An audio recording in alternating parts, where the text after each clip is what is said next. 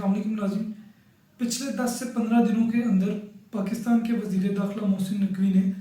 2 बार media पे आके वजाहत दी है कि पाकिस्तान के मौजूदा प्रेसिडेंट आसिफ अली ज़रदारी कहीं नहीं जा रहे और उनको उनके ओहदे से हटाया नहीं जा रहा। ऐसी क्या मजबूरी थी कि मुल्क के वज़ीर दाखिला को मीडिया पे आके ये वजाहत देनी पड़ रही है, तो इस चीज़ को आज हम देखते हैं, ब्रेक डाउन करते हैं। तो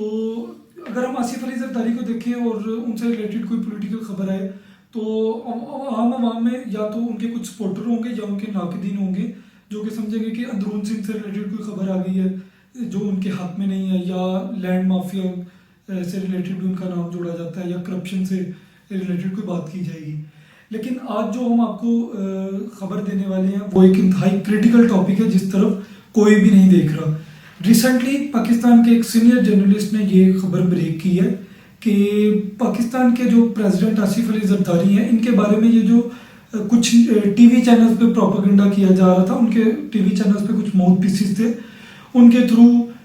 प्रोपेगेंडा करवाया जा रहा था कि हो सकता है आने वाले दिनों में हमें प्रेसिडेंट जो है वो चेंज होते नजर आए। और ये अभी से नहीं, ये पिछले साल से नवंबर दिसंबर 2024 से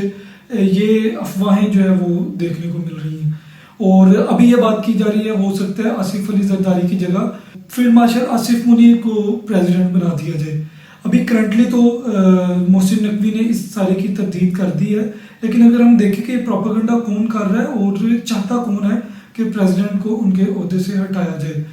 तो ये मामला बिल्कुल भी इंटरनली नहीं है या ये पाकिस्तान से इंटरनल रिलेटेड नहीं है, ये मामला इंटरनेशनल लेवल का है। और प्रेसिडेंट आसिफ अली ज़रदारी ने पीछे कुछ अरसे में कुछ ऐसे काम किए हैं जो कि